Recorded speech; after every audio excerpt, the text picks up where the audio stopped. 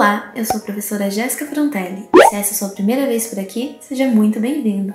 Te convido agora a se inscrever no canal, nos seguir nas redes sociais e deixar o seu like. Claro, se você gostar do vídeo. Hoje nesse canal nós falaremos da segunda parte da Era Vargas. Vamos falar do governo constitucional e do Estado Novo.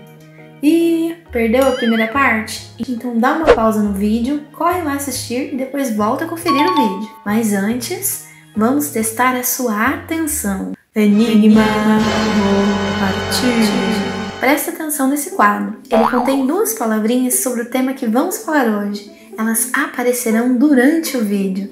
E no fim do vídeo, o enigma volta e eu quero ver se você vai acertar, hein? Se acertar, deixe um comentário com a hashtag Desvendei. Combinado?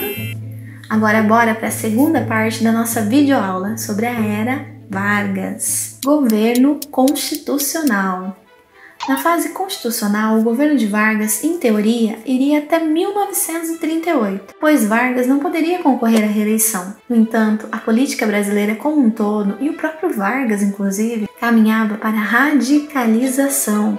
E assim surgiram dois grupos, a A e B, Ação Integralista Brasileira, que era um grupo de extrema-direita que surgiu em São Paulo em 1932. Este grupo ele possuía uma inspiração no fascismo italiano e expressava os seus valores nacionalistas. O líder da AIB era o Plínio Salgado e eles eram chamados Camisas Verdes e a saudação principal desse grupo era o Anauê e o seu lema era Deus, Pátria e Família. Já a ANL, a Aliança Libertadora Nacional, era um grupo de orientação comunista que surgiu como uma frente aí para lutar contra o fascismo no Brasil. E ela se converteu em um movimento que buscava tomar o poder do país pela via revolucionária. E o grande líder desse grupo era Luiz Carlos Prestes.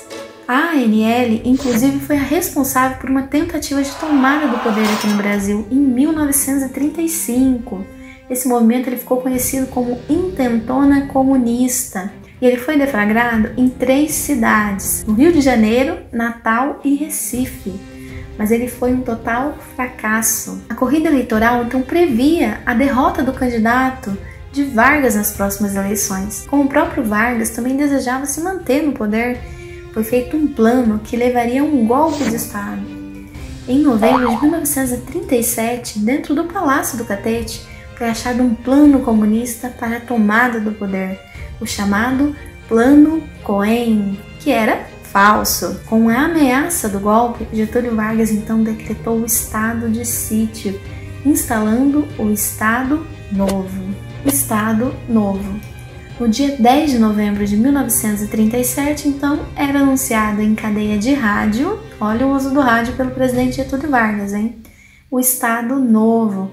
Tinha início então um período de ditadura na história do Brasil. Sob o pretexto da existência de um plano comunista para a tomada do poder, o Plano Cohen, Vargas fechou o Congresso Nacional e começou a governar a partir de decretos-leis, ou seja, as determinações de Vargas não precisavam da aprovação do Legislativo, pois já possuíam força de lei.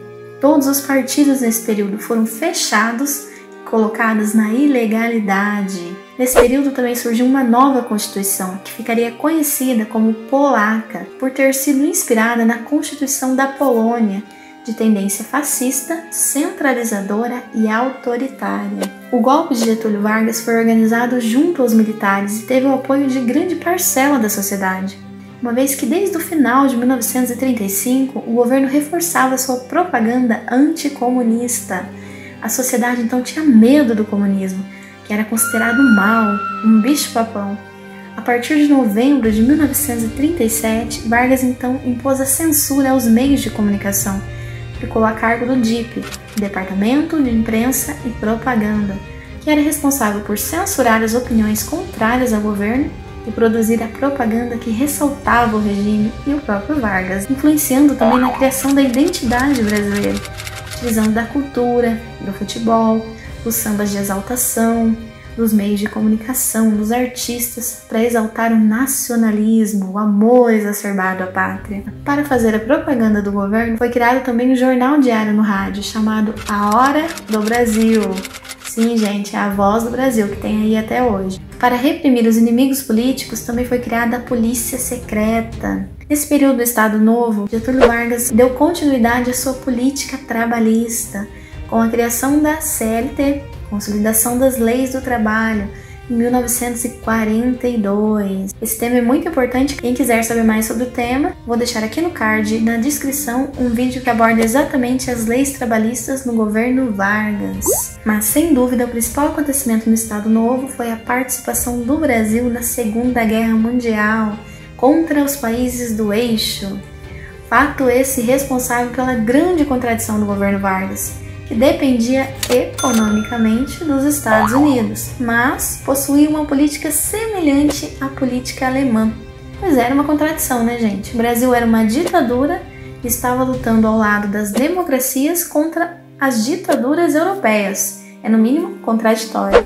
A participação brasileira na Segunda Guerra e o desgaste desse projeto político autoritário enfraqueceram o Estado Novo perante a sociedade. Assim surgiram várias demandas por novas eleições. E Vargas se sentiu pressionado até que decretou, para o fim de 1945, a realização da eleição presidencial. Surge então uma campanha em 1945, o queremismo, que queria então uma constituinte, mas com Getúlio ainda no poder. O lema "Queremos Getúlio" espalhou-se fácil pelo país, mas no dia 29 de outubro, Getúlio Vargas foi deposto pelo alto comando do Exército. Chegava ao fim a Era Vargas. Mas não se engane, não foi o fim de Getúlio Vargas, que em 1951 retornaria à presidência pelo voto popular. Mas, sem dúvida, o grande legado da Era Vargas foi o populismo, que em linhas gerais entende-se como controle do Estado sobre as massas urbanas, procurando sempre agradá-las, mas favorecendo sempre as elites, principalmente a urbana. Tudo que o governo realiza cai sobre as graças da figura do próprio governante.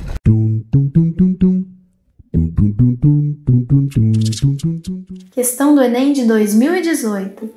Essa imagem ela foi impressa em cartilha escolar durante a vigência do Estado Novo, com o intuito de: letra A, destacar a sabedoria inata do líder governamental; B, atender a necessidade familiar de obediência infantil; C, promover o desenvolvimento consistente das atitudes solidárias; D, conquistar a aprovação política por meio do apelo carismático; E, estimular o interesse acadêmico por meio de exercícios intelectuais. Agora dá uma pausa no vídeo, pensa e responde. Vamos lá para a resposta certa então. E a resposta certa é a letra B. Conquistar a aprovação política por meio do apelo carismático. A gente tem que lembrar nessa questão que a política ditatorial que o Vargas aplicou, ela alimentava sempre uma imagem positiva, tá, do próprio governante, né? Uma imagem positiva do Vargas, onde o Departamento de Imprensa e Propaganda, que era o DIP, ele tentava criar essa imagem de boas aparências do governo Vargas, com o objetivo único, então, de sempre ganhar o apoio popular, ganhar o apoio das massas. Agora vamos voltar, então, no Enigma do Partiu. E daí, prestou atenção na aula? Já sabe a resposta? Vamos lá, então. Então vamos resolver o nosso enigma. E a palavra é plano Cohen. E daí, você acertou? Comenta aqui embaixo pra mim, hein? Se acertou, comenta a hashtag Desvendei. E esse foi o nosso vídeo de hoje. Se você gostou do vídeo, deixe seu like, se inscreve no canal se você não for inscrito, ative também as notificações, comente, compartilhe também. Me ajude a espalhar o conhecimento. Então, como tradicionalmente nesse canal, partiu!